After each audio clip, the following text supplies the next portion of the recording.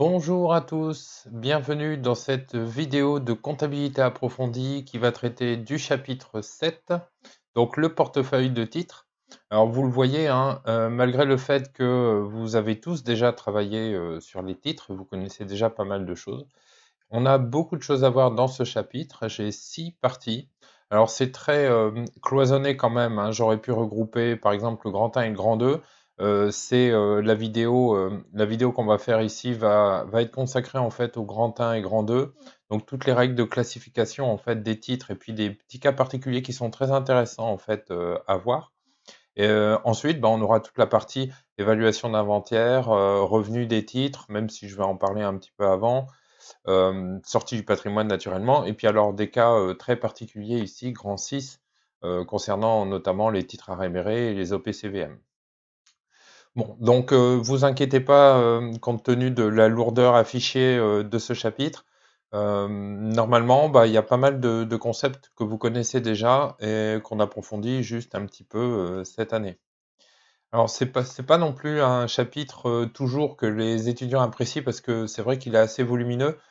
Euh, Mais enfin, à l'examen, les titres, c'est quand même une partie qui tombe assez régulièrement, donc il va falloir en maîtriser les principaux concepts, hein, quand même. Alors, on va attaquer donc le grand 1, classification des titres et règles générales d'acquisition. Alors, vous connaissez déjà hein, comment on classe les différents titres au niveau comptable déjà. Alors, au niveau comptable, on repère assez facilement les valeurs mobilières de placement. Alors, ça peut être des actions 503 ou des obligations 506. On le repère facilement parce que l'objectif ici, il faut toujours s'intéresser pardon, à l'objectif de détention. Ici, la détention va être à court terme. L'objectif, il est spéculatif, hein. C'est pour chercher à faire un gain rapide. Donc, on identifie assez facilement finalement ce type de titre. À l'opposé, vous avez les titres en classe 2. Donc là, l'objectif, ça va être une détention durable, donc c'est plus à court terme. Et donc vraiment à l'opposé des VMP, vous avez les titres de participation. Donc les titres de participation, très importantes comme catégorie. On les repère assez facilement, c'est le compte 261. Là, l'objectif de l'entreprise, quand elle achète des TDP, c'est la volonté en fait d'influencer sur la gestion de l'entreprise dont elle achète des titres, puisqu'elle aura des droits de vote, elle va pouvoir participer finalement aux décisions prises dans l'entreprise. Alors au niveau des conditions plus précises, cette volonté d'exercer une influence dans l'entreprise de laquelle vous achetez des titres, eh bien il faut détenir au moins 10% du capital. Alors, par exception, mais enfin, on est sur des choses assez rares. Même si vous avez moins de 10% du capital, mais que les titres, vous les avez acquis par le biais d'OPA ou d'OPE, bah, ça rentre quand même dans les titres de participation. Alors, je vous explique rapidement ce que c'est qu'une OPA. C'est des opérations en bourse.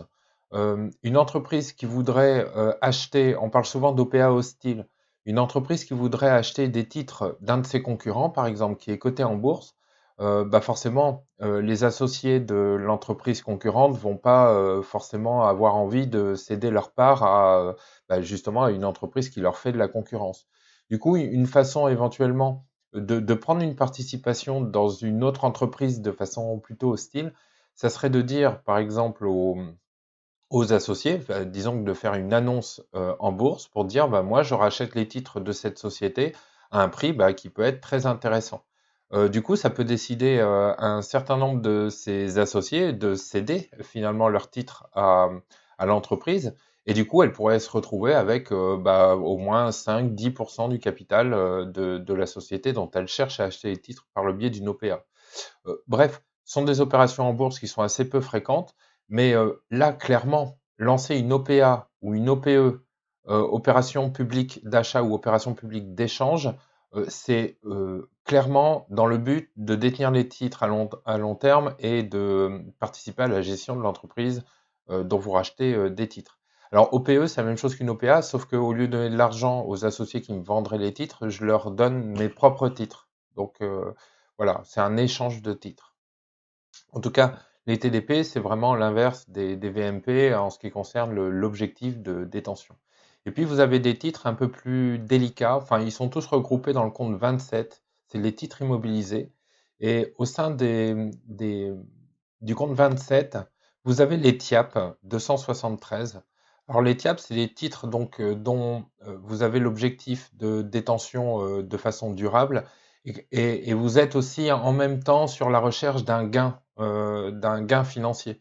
C'est-à-dire que là, vous avez carrément une gestion de votre portefeuille de titres qui consiste à rechercher du gain à moyen terme, on va dire, sur les TIAP. Donc, ce type de titre va rentrer dans le 273. Bah, tous les autres titres qui sont détenus à moyen terme, sans forcément chercher à faire du profit, ni sans forcément exercer une influence. Vous allez retrouver ça dans le 271 quand il s'agit titre immobilisé quand il s'agit d'actions, 272 quand il s'agit d'obligations. Alors, je vous rappelle très vite la différence entre une action et une obligation. Une action, c'est un droit de propriété d'une entreprise et ça donne le droit de vote.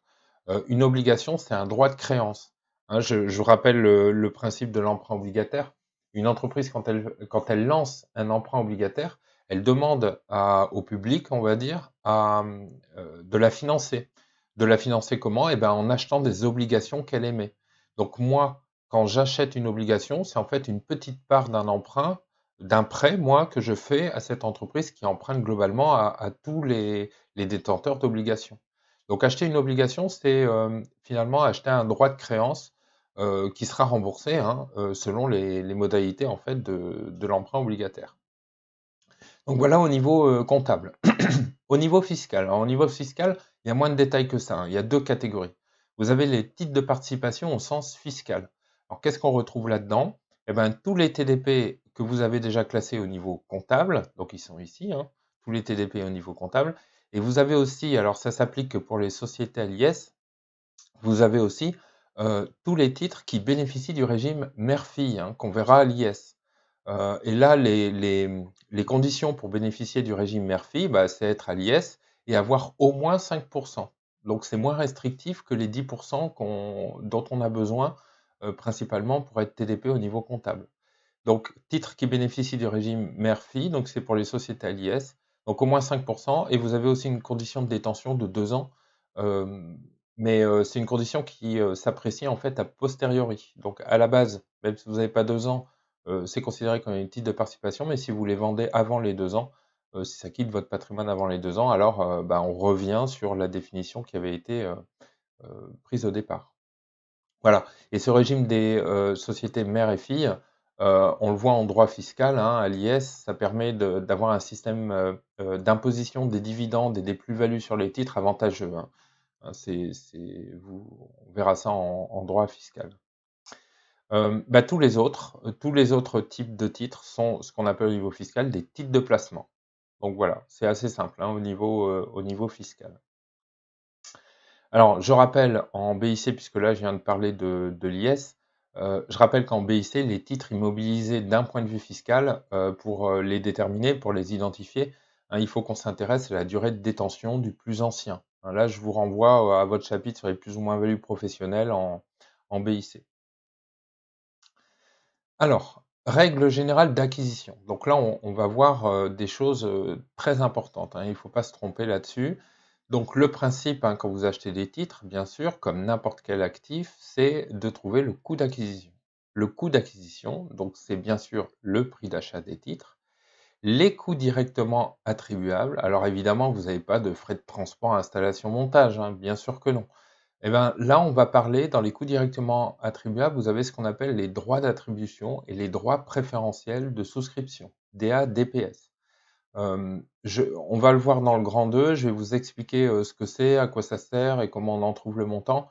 Euh, Sachez que parfois, pour acheter, dans certains cas, pour acheter des titres, il est nécessaire d'avoir le droit de les acheter. Et c'est ce qu'on appelle des droits d'attribution ou des droits préférentiels de souscription. Et donc, euh, si je dois acheter ce type de droit pour pouvoir acheter des titres, bah, ça fait partie des coûts directement attribuables. Donc jusque-là, c'est logique. Mais il va falloir comprendre ce que c'est. Et puis, vous pouvez avoir quand même des frais d'acquisition de titres, bien sûr, des commissions bancaires, des honoraires, etc., des droits de mutation, ça c'est des frais fiscaux liés à l'acquisition de titres. Bref, vous pouvez avoir des frais d'acquisition et on n'est pas perturbé parce que comme n'importe quelle immobilisation, n'importe quel actif, eh ben, c'est sur option ici qu'on peut les incorporer au coût d'acquisition des titres. Alors, attention au niveau fiscal. Au niveau fiscal, alors, il raisonne de la même façon, mais pour les frais d'acquisition dans des cas particuliers, il y a une obligation. En tout cas, il y a une façon de raisonner qui est propre au droit fiscal et qui va entraîner potentiellement des écritures comptables. Donc là, attention, c'est un cas particulier, mais quand même, ça peut être important. Donc, pour le droit fiscal, les frais d'acquisition, alors pas de n'importe quel titre, uniquement des TDP et uniquement dans les sociétés à l'IS, sont obligatoirement inclus dans le coût d'acquisition des titres. Et comment je les déduis, ces frais d'acquisition? Eh bien, par le biais d'un amortissement sur 5 ans. Donc c'est très particulier, hein. Les frais d'acquisition des titres dans les sociétés à l'IS et uniquement pour les TDP, eh ben, vous pouvez les déduire, mais sous forme d'amortissement en fait pendant 5 ans. Alors du coup, euh, selon le choix qu'on va faire d'un point de vue comptable de les incorporer ou pas au coût de l'acquisition des titres, eh ben, ça va entraîner des corrections de nature divergente. Si en comptabilité, mes frais d'acquisition, je ne les inclus pas dans la valeur des titres et donc je les laisse en charge, eh ben, fiscalement, ils vont dire bah non, c'est pas déductible intégralement, puisque ça doit se faire sur une période de 5 ans en linéaire. Donc, non déductibles, ils vont vous les réintégrer, bien sûr, je ne l'ai pas marqué là. Donc, si c'est inscrit en charge, ça va être réintégré, mais ils vont vous permettre une sorte d'amortissement déductible par le biais d'une déduction fiscale. Mais attention, ils vont réintégrer l'intégralité, ils vont vous déduire un cinquième si c'est pour une année entière. Hein, c'est comme un amortissement. En revanche, si j'ai inclus dans la valeur des titres, hein, ces frais, donc j'ai mis dans la classe 2 ici parce que c'est des TDP, ça pourrait être 261. Ici, bah, attention, d'un point de vue économique, j'ai pas de dotation aux amortissements économiques sur mes titres.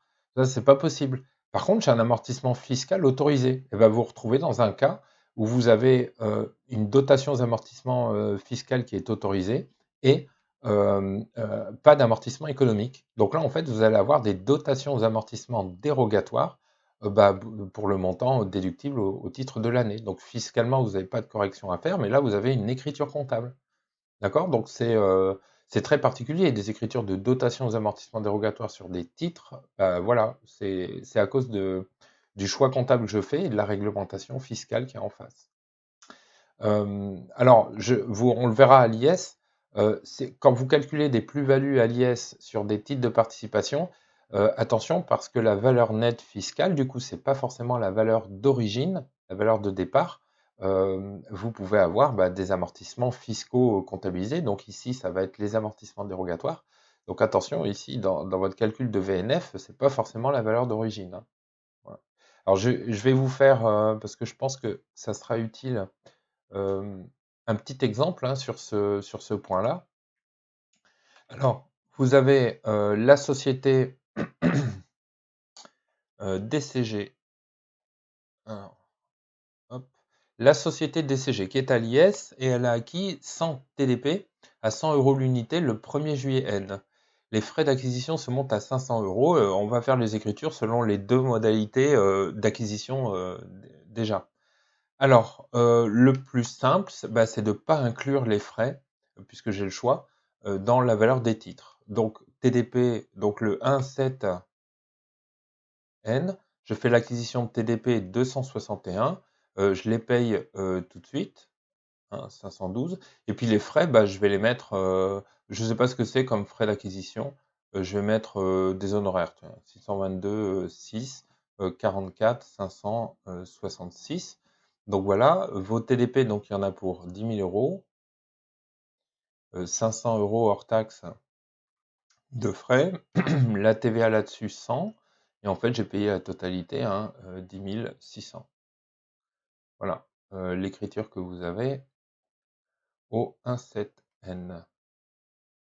Au 31-12, j'ai pas d'écriture, hein, je ne vous parle pas encore de dépréciation de titres et toutes ces choses-là.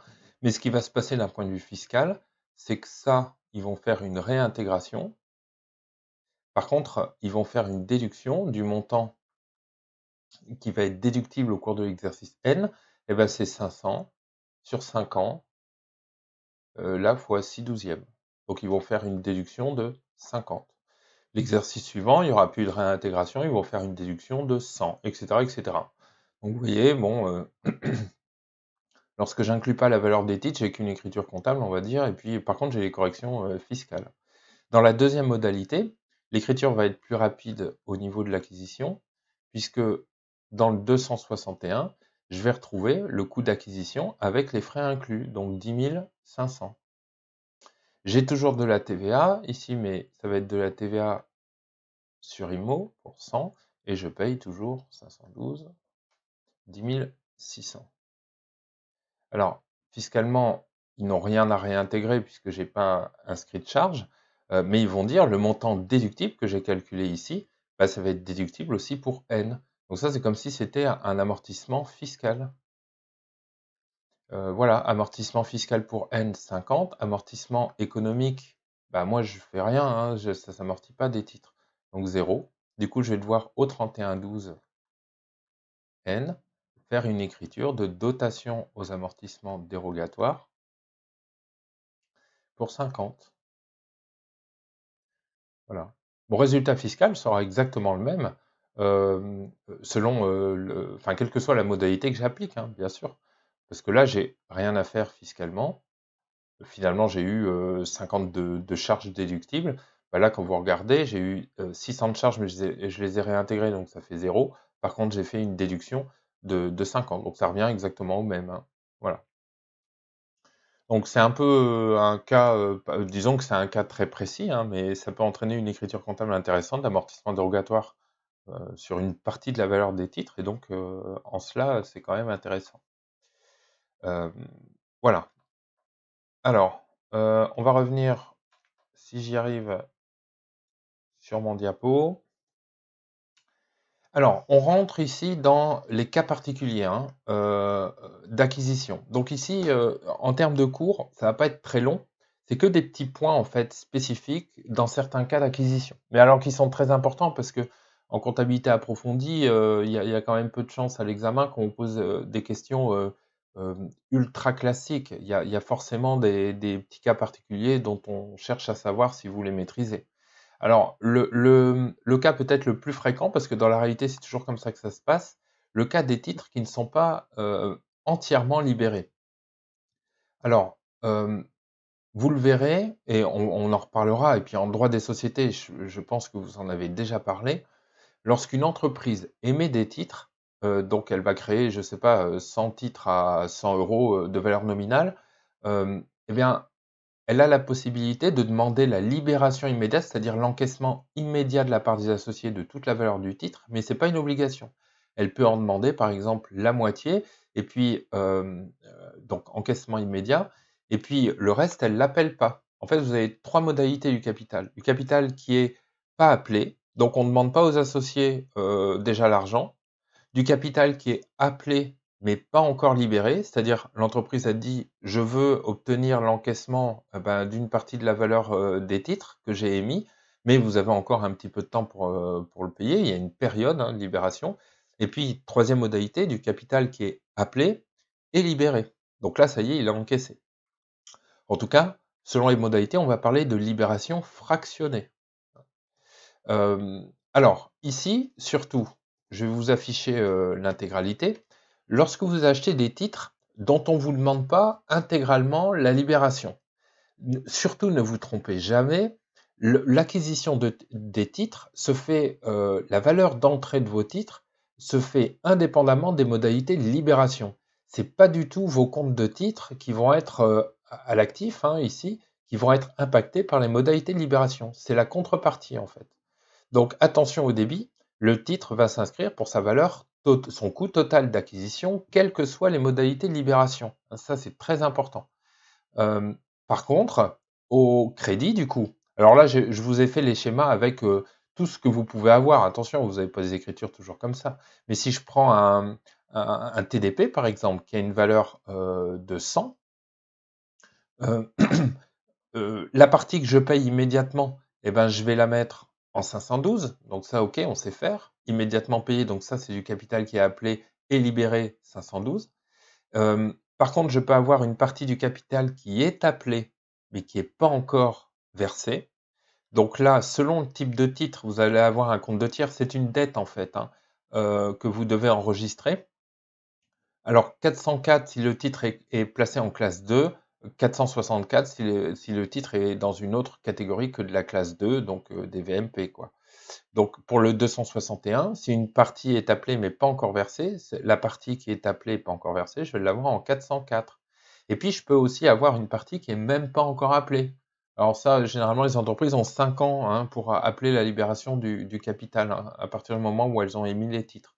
Donc la partie qui n'est pas appelée de votre titre, alors c'est simple, c'est pour trouver le code comptable, hein, c'est le numéro de votre titre avec un 9 en troisième position. Donc là, si mon TDP il est en 261, eh ben vous allez avoir en 269, 1, j'aurais pu mettre le 1, la partie qui n'est pas encore appelée du capital, du titre. Donc vous voyez, il faut faire attention en fait à la contrepartie.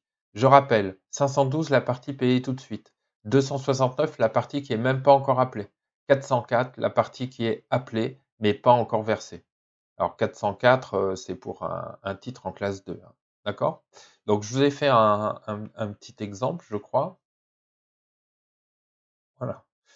Alors, hop. Alors vous avez DCG qui a acquis 1000 VMP, des actions. Donc ça va être le compte 503.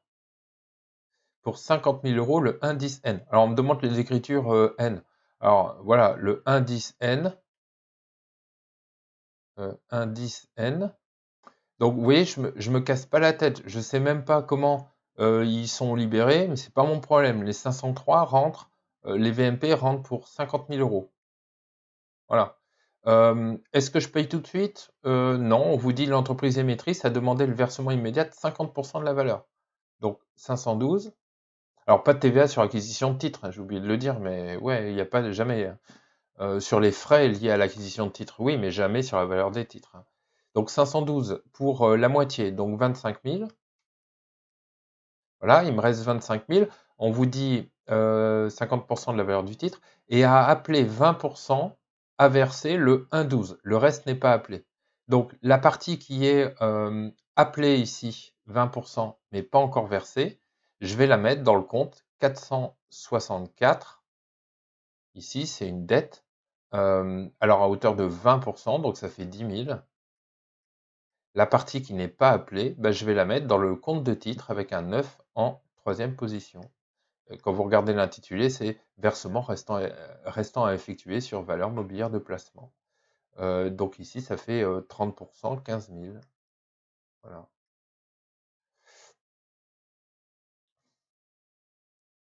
Et puis alors, je continue parce que je ne vous l'ai pas encore affiché dans le cours, mais si je fais l'écriture, le 1,12, c'est tout simple en fait, hein. Le 1,12, quand le capital Le à chaque fois, je dis capital parce que capital et titre, c'est la même chose. Capital, c'est du côté de l'entreprise qui émet les titres et le donc les titres, en fait, c'est du côté de celui qui achète, hein, les titres.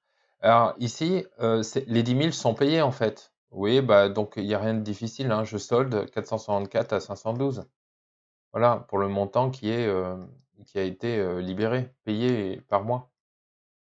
Voilà. Et puis là, c'est pas demandé, mais quand le reste du capital sera appelé, eh ben, mais pas encore versé, vous voyez, je ferai ça.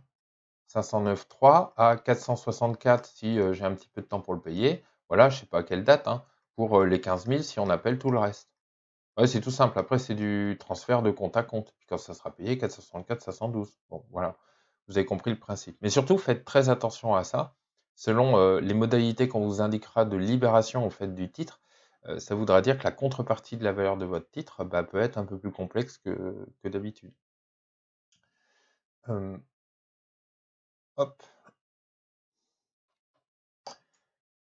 Alors, on va poursuivre ici. Voilà, ce que c'était la remarque, mais dont j'ai déjà traité la chose, hein, dans l'exemple. Au fur et à mesure des appels et des versements, les comptes concernés vont être mouvementés en tout cas et progressivement soldés, hein. Donc voilà pour les titres qui ne sont pas entièrement libérés, c'est un point important. Alors, ça aussi, c'est un point très très important. Les titres que j'achète avec des droits préférentiels de souscription. Alors, je vous rassure, là, je vais dégrossir en fait la chose. On verra ça de façon beaucoup plus approfondie, enfin plus approfondie. Disons qu'on reviendra là-dessus dans le chapitre 18, donc ça sera un moment, lorsqu'on traitera des augmentations, enfin des variations de capital. Donc c'est vers la fin de l'année hein, qu'on traite ce genre de choses et on aura l'occasion de revenir dessus parce que c'est un point, disons, qui n'est pas forcément super évident. Alors déjà, je vais essayer de vous expliquer la logique en fait des droits préférentiels de souscription, qu'on appelle aussi DS, hein, droits de souscription. Ces DPS, euh, ce sont des droits qui vont permettre justement d'acheter des titres, mais pas n'importe quel titre, des titres qui sont issus pardon, d'une augmentation de capital par rapport en numéraire. C'est quoi une augmentation de capital par rapport en numéraire? Bah, c'est une entreprise qui a décidé d'augmenter son capital, c'est-à-dire de demander à des associés déjà présents ou de nouveaux associés de remettre de l'argent dans l'entreprise en contrepartie de quoi? Bah, de titres que je vais émettre. Donc j'augmente mon capital par rapport en numéraire, c'est-à-dire ce que je demande en échange, bah, c'est de l'argent. Hein, vous avez d'autres modalités. Vous pouvez augmenter votre capital par rapport en nature. Quelqu'un qui va apporter, je ne sais pas, du matériel informatique, qui va apporter un véhicule, je vais le rémunérer avec des titres, c'est aussi une augmentation de capital, mais là par rapport en nature. Ici, ce que je veux, c'est de l'argent, hein, en échange finalement des titres que j'émets. Eh bien, pour pouvoir acheter ce genre de titres, vous avez l'obligation d'acheter aussi des DPS, des droits préférentiels de souscription. Ces droits préférentiels de souscription vont permettre de remplir en fait deux objectifs très importants. D'abord, le premier objectif que ça permet de remplir, euh, il est d'ordre juridique.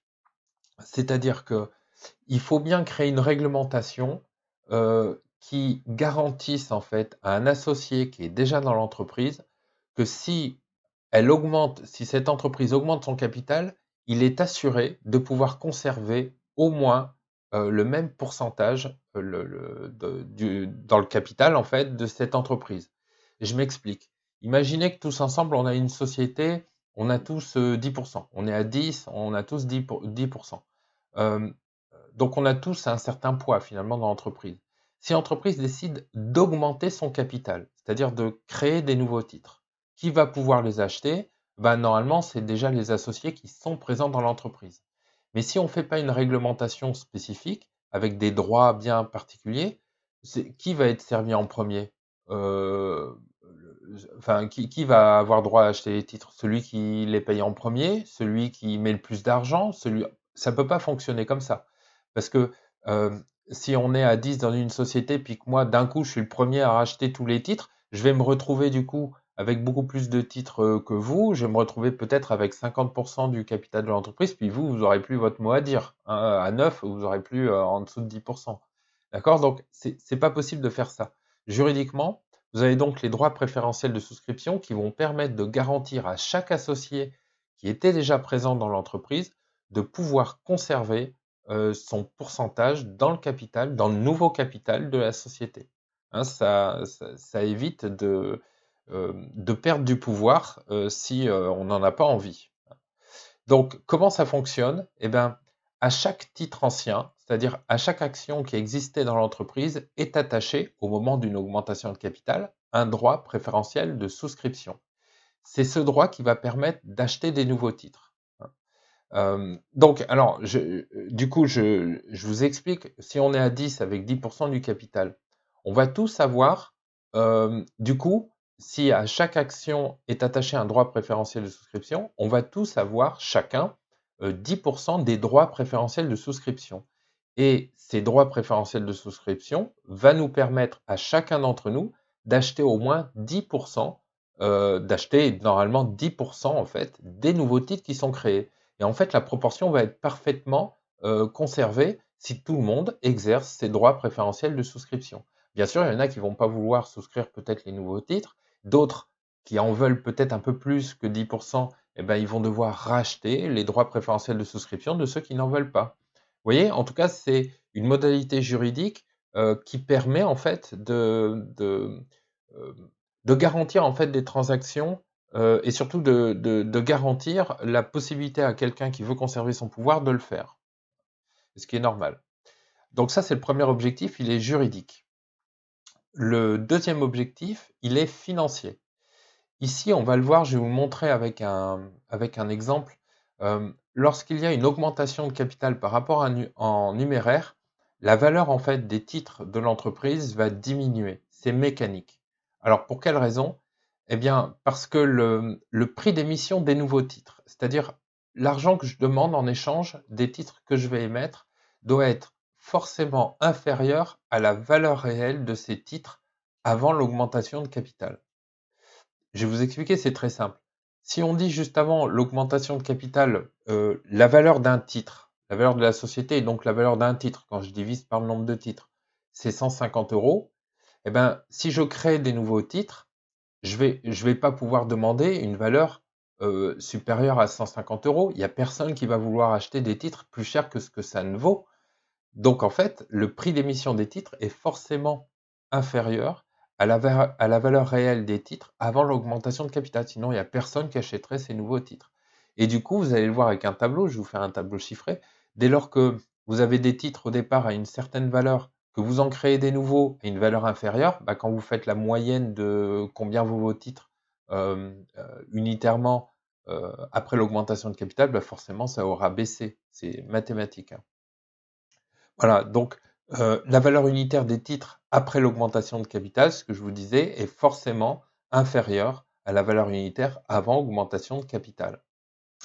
Et alors, le principe, c'est donc du coup, vous avez un associé ancien là qui voit la valeur de ces titres diminuer en fait avec cette diminution de valeur globale des titres. Donc, s'il y a un associé qui participe pas en fait, ce qu'il va pouvoir faire, c'est revendre en fait ses DPS. S'il veut pas participer, il en a pas besoin des DPS, il veut pas racheter de nouveaux titres. Et en fait, il va les revendre à ceux qui en veulent plus. Et du coup, vous allez voir que l'argent qu'il va gagner en vendant ses DPS va compenser complètement, c'est mathématique aussi, la diminution de la valeur de ses titres. En fait, c'est une sorte de transformation de la valeur de la diminution de la valeur des titres en trésorerie, parce que je vais encaisser de l'argent. Voilà, la revente des DPS va compenser, de tout ou partie de ces DPS, va compenser complètement la diminution de la valeur de ces titres. Alors, comment on calcule la valeur théorique d'un DPS? Donc, normalement, c'est le prix d'un DPS. Valeur du titre avant augmentation de capital, moins valeur après augmentation de capital. Alors, ce que vous devez retenir, et je vais vous faire un exemple, c'est que là, on est quand même, je vous ai expliqué tout ce qui se passe au niveau des DPS. Vous pouvez retenir jusqu'à présent seulement que parfois, il est nécessaire qu'une entreprise doive acheter des DPS pour pouvoir souscrire à des nouveaux titres. Et donc, ces DPS font partie du coût d'acquisition des titres en tant que coût directement attribuable. Donc, le coût d'acquisition dans ce cadre-là, c'est-à-dire quand j'achète des titres issus d'une augmentation de capital en numéraire, le coût d'acquisition, c'est le prix d'émission. Ça, c'est ce qu'on me demande de la part de l'entreprise, plus le coût d'acquisition des DPS achetés, la valeur des DPS que je dois acheter, hein, sous forme de coût directement attribuable. Alors, j'ai un petit exemple ici pour tenter de vous expliquer la chose. Alors, vous avez donc la société DCG. Elle a acheté 100 VMP issus d'une augmentation de capital d'une société X. Prix d'émission des nouvelles actions fixé à 190. Donc là, j'ai déjà une partie en fait du coût d'acquisition des VMP. Valeur réelle d'une action avant l'augmentation de capital, 250 euros. D'accord? Vous allez voir, c'est utile. Capital de X était de 1000 actions avant l'augmentation et il a été créé 500 nouveaux titres. Alors, voilà comment je vous conseille de préparer en fait vos différents calculs voire les écritures. On va analyser en fait l'opération avec, on va comparer les capitaux propres. Alors attention, c'est pas le capital, hein, c'est les capitaux propres avant augmentation. On va faire une ligne augmentation de capital. Ici, ça va être augmentation de capital en numéraire. Et on va voir ce que ça donne capitaux propres après augmentation. Donc ça, c'est nos trois lignes. On va faire une colonne nombre de titres. Voilà. Prix unitaire ou valeur unitaire et montant, le total. Remplir cette petite matrice, ça va permettre de préparer en fait les écritures. Alors, c'est vrai, beaucoup plus du côté de celle qui augmente son capital, mais ça va nous aider quand même pour celles qui achètent des titres, hein, les 100 VMP, vous allez voir. Alors, avant augmentation de capital, combien j'ai de titres? Alors, on me dit, j'en avais 1000 avant. Voilà, j'ai créé 500 nouveaux titres, donc 500 ici. Après augmentation de capital, je vais me retrouver avec 1500 titres. Prix unitaire. Alors attention, ici, c'est toujours la valeur réelle en fait de la société, d'un titre ici, de la société. Ici, on vous le donne, surtout à ne pas confondre avec la valeur nominale, c'est 250 euros. Donc j'ai deux valeurs globales de la société, 250 000 euros. J'ai créé 500 nouveaux titres. Ici, mettez toujours le prix d'émission. Prix d'émission, 190. 190. Alors, je vais faire le calcul. 500 fois 190. Je crois que j'ai fait quelque chose pour que ça tombe assez rond. 500 fois 190, ça fait 95 000. Grâce à cet afflux d'argent, vous avez vos capitaux propres après augmentation de capital qui passent à 345 000. Alors surtout, faites pas la valeur après augmentation de capital d'un titre, la faites pas en ajoutant les deux, hein, pitié. Vous faites la division entre 345 000 et 1500. Voilà, 230. Alors, je peux maintenant trouver la valeur d'un DPS. Un DPS égale valeur avant 250 moins valeur après 230, c'est-à-dire 20 euros. À chaque fois que je dois acheter un DPS, ça va me coûter 20 euros. Mais ça, je ne le donne pas à l'entreprise, je le donne aux associés qui veulent vendre des DPS. Donc voilà, voilà comment fonctionne le calcul d'un DPS. Moi, je cherche le coût d'acquisition des titres. Coût d'acquisition des 100 VMP. Alors, je n'ai pas précisé, mais on va faire le cas le plus simple, c'est-à-dire je ne suis pas déjà associé dans la société. D'accord? Donc j'ai aucun des 1000 titres. Tout ce que je veux, c'est être un nouvel associé et acheter 100 de ces nouveaux titres. Alors, j'achète, le coût d'acquisition, vous avez le prix d'achat, donc 100 fois 190, plus un certain nombre de DPS. Et je sais maintenant que le prix, c'est 20 euros le DPS. Maintenant, il faut que je trouve quel est le nombre de DPS que je dois acheter. Alors, vous allez voir, c'est simple et c'est parfaitement logique. Combien y a-t-il de DPS en circulation? La règle qu'on a vue dans notre cours, c'est à chaque titre ancien est attaché un DPS. Donc, si j'ai 1000 titres avant augmentation de capital, j'ai 1000 DPS en circulation.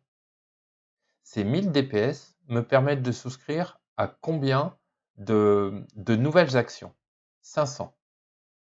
Et là, vous faites une proportion. Ça permet de souscrire à 500 nouvelles actions. Donc, combien il vous faut de DPS pour acheter une seule nouvelle action? Bah, règle de 3, il m'en faut 2. Pour chaque nouvelle action, il me faut 2 DPS. Donc, le nombre de DPS que je dois acheter si j'en ai pas déjà, hein, si je ne suis pas déjà associé, eh ben, c'est 2 fois 100 parce que je veux 100 nouvelles actions. Donc, le coût d'acquisition, ça va être fois 100, ça fait 19 000. Voilà, plus les coûts directement attribuables, 200 fois 20, 4 000. Ça me fait 23 000. Et là, vous constatez quoi? Eh bien, que c'est parfaitement logique, parce que finalement, si vous divisez par 100, ça fait 230 euros par titre. C'est bien ce que vaut ici, on aurait pu le trouver tout de suite, hein, c'est bien ce que vaut ici, finalement, la vraie valeur du titre après l'augmentation de capital. Donc voilà, si vous avez déjà des DPS, enfin je ne rentre pas trop dans le détail, si vous avez déjà des DPS, vous n'entre dans le coût d'acquisition de vos nouveaux titres que les DPS que vous avez besoin d'acheter. Les DPS que vous avez déjà, forcément, ne rentrent pas dans le coup, ils sont invisibles en fait, hein. Dans le coup, vous n'avez que les DPS que vous devez acheter. Donc voilà. Je referai peut-être, enfin dans les exercices qu'on a, on fera peut-être des simulations pour montrer le côté juridique, hein, de l'histoire. Quelqu'un qui a 50% des titres, etc. Comment on démontre en fait qui poursuit. Bon, je vais vous le faire, tiens. Euh, alors, je vais effacer ça. Je vais essayer de vous montrer pour vous expliquer en fait quelqu'un qui ne participerait pas à l'augmentation de capital, que la diminution de la valeur de ses titres est complètement compensée par la vente de ses DPS. Hein, je vais essayer de vous le montrer.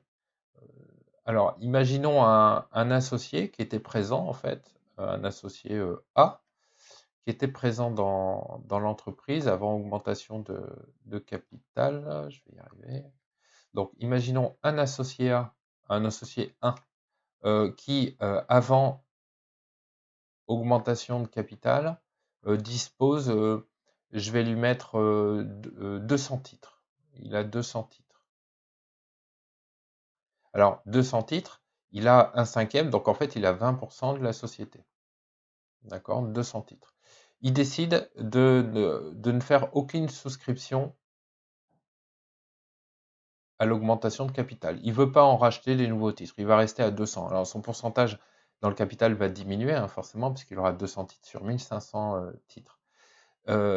Donc, avant augmentation de capital, la valeur de ces titres, bah, c'est 200 fois 250, c'est-à-dire 50 000 euros. Ça va être serré, 50 000 euros. Après augmentation de capital, bah, il a toujours ses 200 titres, mais ils ne valent plus que 230. Donc ça fait 46 000 euros. Il a perdu, en fait, la valeur de ses titres a mathématiquement perdu 4 000 euros. Mais en fait, qu'est-ce qu'il a fait? Bah, vu qu'il n'a pas voulu souscrire à cette augmentation de capital, il a vendu ses DPS. Il a vendu tous ses DPS. Bon, bah, la question, c'est combien est-ce qu'il a retiré de ça? Bah, combien il avait de DPS? Bah, là, c'est simple. Il avait 200 titres avant l'augmentation de capital, donc il a vendu ses 200 titres, ses 200 DPS, pardon. À quel prix? Eh bah, valeur théorique ici de 20 euros, égale 4 000. Vous voyez? Donc, il a perdu 4 000 euros de valeur de titre, mais il a gagné, ça c'est dans la banque, hein, il a encaissé 4 000 euros en vendant les DPS à ceux qui veulent plus de titres. Vous voyez, donc c'est un système qui est vraiment bien fait puisque ça protège juridiquement les associés pour maintenir leur pourcentage dans le capital, et puis ça va compenser les pertes de valeur de leurs titres par le biais d'un encaissement en fait, hein, en vendant les DPS. Bon, donc voilà pour les DPS. J'irai un peu plus vite pour les droits d'attribution puisque c'est le même principe un peu plus tard. Alors, acquisition de titres libellés en devises. Bah oui, vous pouvez acheter des titres en dollars, par exemple. Donc là, c'est très très simple puisque la valeur du titre, en fait, au moment de l'acquisition, elle est convertie justement au cours du jour de l'opération d'achat. Voilà. Et pour peu que vous ayez, alors on a parlé de libération fractionnée tout à l'heure, pour peu que vous ayez des dates de paiement réelles différentes de cette date d'acquisition, donc des paiements fractionnés, alors attention, puisque là vous vous retrouvez comme n'importe quelle dette finalement, avec des gains ou pertes de change, ici à caractère financier. Voilà. Et si jamais, bah oui, vous vous retrouvez avec finalement une dette libellée en devise qui doit être, comment je vais dire, payée au cours de l'exercice suivant, attention à la clôture, hein, vous avez des écarts de conversion actifs ou passifs, et si vous avez des écarts de conversion actifs, bah, vous avez une provision pour perte de change. C'est classique. Alors, acquisition de titres à rémunérer. Alors ça, les étudiants, je ne sais pas pourquoi c'est un cas très particulier, mais ils le retiennent bien, peut-être parce que c'est vraiment très spécial. Euh, quand vous achetez des titres avec une clause de réméré, ça veut dire que le vendeur a la possibilité de récupérer en fait ces titres, d'annuler la vente si vous voulez, en contrepartie bien sûr d'un remboursement et de vous verser une indemnité, une sorte d'indemnité de préjudice, dans le délai de 5 ans. Donc ça, c'est je ne vais pas dire une vente suspensive, mais disons que le vendeur peut revenir pendant 5 ans sur la vente en vous remboursant s'il en a envie. Donc c'est cette fameuse clause de réméré. Est-ce que ça a un impact en fait pour l'acquisition en fait des titres? La réponse est non, hein. D'un point de vue comptable, les coûts d'acquisition et les écritures d'acquisition sont exactement les mêmes. J'en parle ici parce que c'est au niveau des opérations d'inventaire qu'on aura quelque chose de particulier.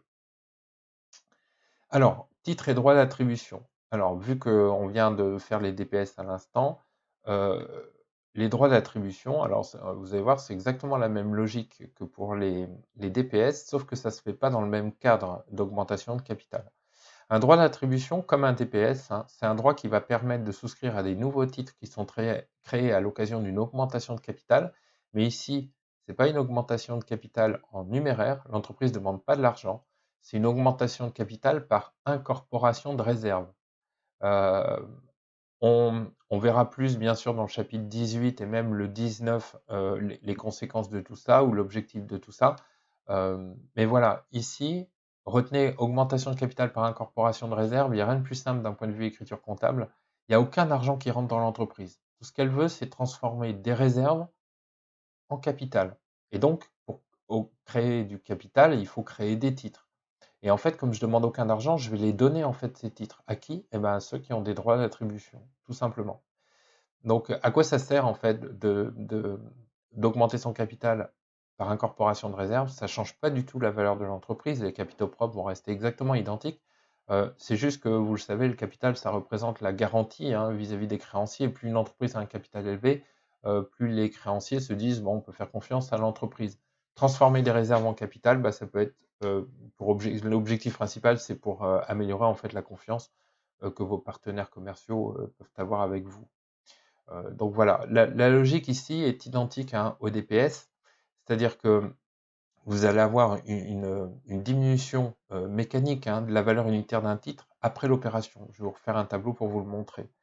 Mais attention, ici les titres, ils sont gratuits. Vous n'avez aucun argent qui rentre dans l'entreprise. Hein. On annule juste des réserves. Le prix d'émission, en fait, il est égal à zéro. Hein, il n'y a pas d'argent qui rentre, encore une fois. Hein, elle n'encaisse rien. Euh, La valeur du coût de l'entreprise globale ne change pas, elle est strictement identique. Les capitaux propres, je vous le disais, restent pareils. Mais évidemment, vous avez créé des titres. Donc en fait, la valeur unitaire d'un titre va être plus faible, mais la valeur globale de l'entreprise reste la même. Et donc, en fait, pour avoir ces titres gratuits, il va falloir avoir des droits d'attribution.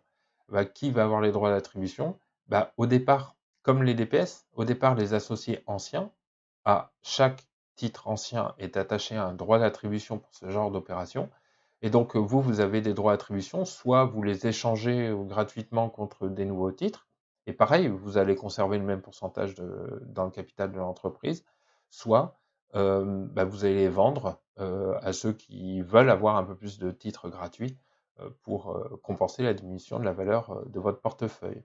Donc, à retenir, puisqu'on est toujours dans le coût d'acquisition des titres, si l'entreprise doit acheter les droits d'attribution pour souscrire à ces titres gratuits, eh bien, les DA font partie du coût d'acquisition sous forme de coût directement attribuable. Et là, j'ai envie de dire, euh, le seul coût que vous avez, c'est justement l'acquisition de ces droits d'attribution, puisqu'il n'y a pas de prix d'émission.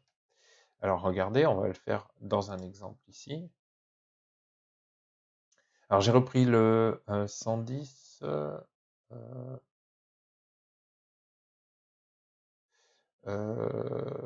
Je ne l'ai pas, je ne l'avais pas refait. Euh, alors attendez, je recherche mon exercice. Je croyais que je l'avais mis juste à la suite. Et il est là. Alors, vous allez voir, j'ai repris en fait le même, euh, j'ai repris le même énoncé, sauf que ici, donc on est dans une entreprise qui achète sans VMP, mais l'augmentation de capital, c'est par incorporation de réserve. Alors, j'ai pas de prix d'émission, mais j'ai la même valeur réelle de l'action avant augmentation de capital et j'ai le même type d'augmentation en fait. Alors, je vais faire mon petit tableau, donc capitaux propres avant augmentation de capital ici par le biais de réserve, incorporation de réserve, capitaux propres après augmentation de capital. Nombre de titres, prix unitaire et montant. Alors, j'ai toujours les 1000 titres, j'en ai créé 500, gratuits, donc j'en ai 1500. Prix unitaire, toujours la valeur initiale, donc 250 000. Et attention ici, prix d'émission 0, c'est gratuit. Il n'y a aucun argent qui rentre, les capitaux propres ne changent pas du tout. 250 000 titres, 250 000 la valeur globale de la société. Mais là, du coup, si je divise par 1500, forcément, la valeur du titre va diminuer, hein. Donc on est sur, je vais faire 166,67. La valeur d'un droit d'attribution, c'est toujours pareil, valeur avant moins valeur après, donc 250 moins 100 moins 166,67, 33, 33, donc ça fait 83,33. Donc si le coût d'acquisition de mes 100 VMP là, eh ben, ça va être le nombre de titres que j'achète fois le prix d'émission, bah ici 0, plus un nombre de droits d'attribution à acheter multiplié par 83,33. Le nombre de droits d'attribution que je dois acheter, bah, même principe. Combien y a-t-il de droits d'attribution en circulation avant, au moment de l'opération? Il y a 1000 DA. Et ces 1000 DA donnent droit à 500 actions gratuites. Du coup, il me faut 2 DA.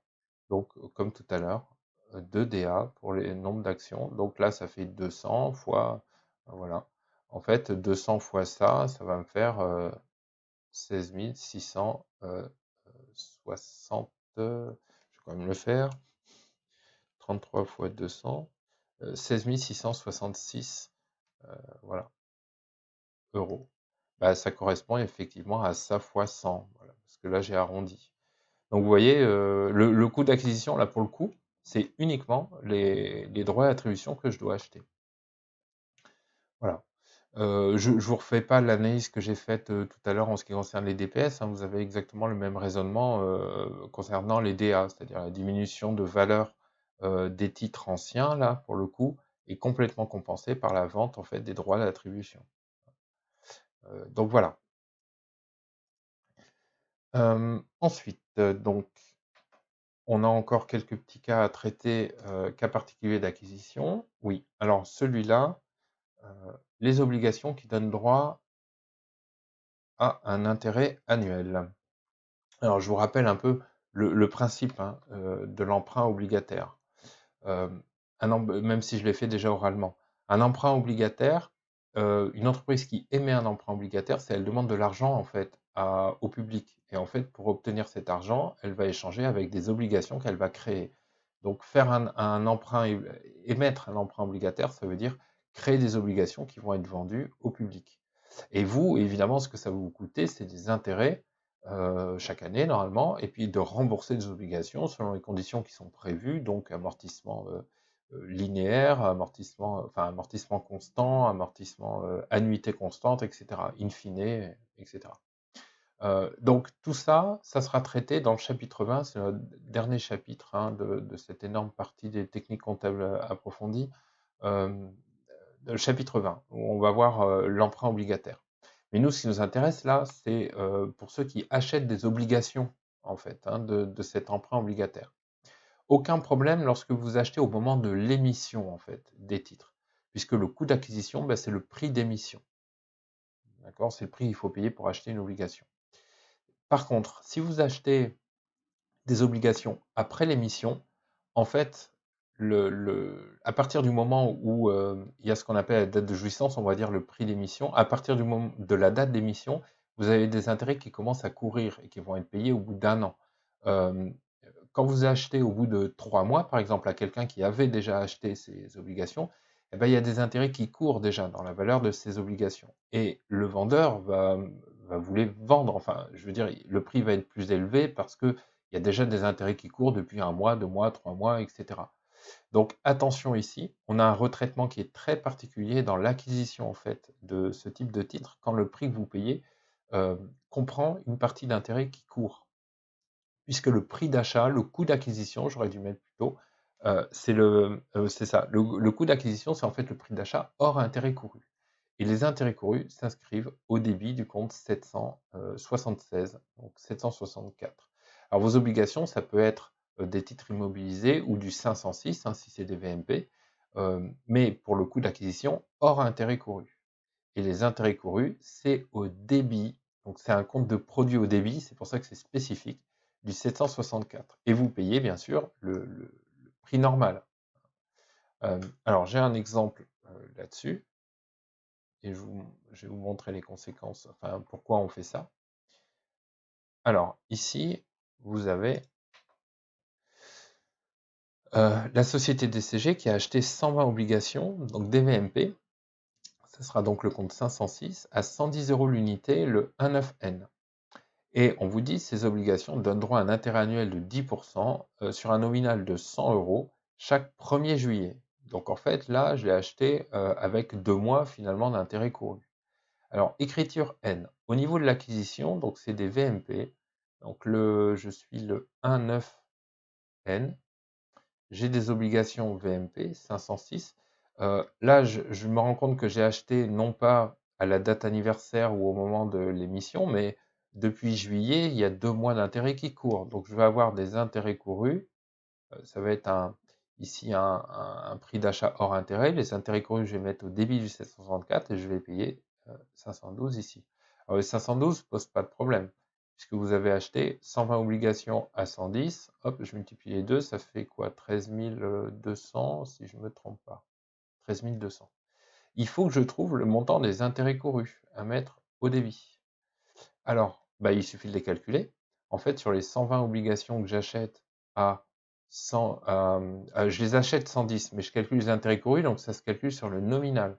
Donc les 120 sur nominal à 10%, multiplié par combien de temps? 2 mois sur 12, hein, c'est un taux annuel. Alors j'ai dû faire un truc qui tombe rond, hein. Donc là, ça fait 10, ça fait 1200 divisé par 6, ça fait 200. 1200 divisé, que je ne me trompe pas, divisé par 6, 20, 200, c'est ça, 200 ici. Et donc le 506, la valeur réelle de vos titres hors intérêt, ça va être 13 000. Alors j'anticipe un peu sur l'enregistrement en fait des produits liés à vos titres pour vous expliquer en fait ça. Le 3112N, moi, mes titres me procurent des intérêts courus, mais ils seront payés le 1er juillet N+1. Il n'empêche que sur la période, du coup, du 1er juillet N jusqu'au 31/12/N, je dois enregistrer un produit qui court. Ici, j'ai 6 mois. Le produit s'inscrit en 764. Et ici, intérêt couru. Alors, vous ne le connaissiez peut-être pas celui-là. Intérêt couru, je crois que c'est ça. Je n'ai pas le plan comptable sous les yeux. En tout cas, 5088. Intérêt couru sur obligation. Alors, attention, les intérêts, vous avez toujours tendance à penser que c'est une charge pour nous. Mais ici, c'est un produit. Et alors là, je vais calculer sur les 120 titres à 100 € l'unité nominale fois 10%. Et là, il court depuis quand? Pas depuis le 1/9, en fait, il court depuis le 1er juillet. Donc là, 6 mois sur 12. Et ça fait, donc je divise par 2, ça fait 600. 600 €. Et regardez ce qui se passe. Finalement, dans votre compte 764, si vous faites le compte en T, vous avez mis d'abord 200 débiteurs, donc c'était bizarre, et du coup 600 au crédit. Bref, il a un solde créditaire de 400 €. Ça correspond à quelle période, à vrai dire? La période du 1/9 au 31/12, c'est-à-dire 4 mois. C'est 100 € par mois, grosso modo. Du coup, vous voyez, le schéma est pertinent. Mince.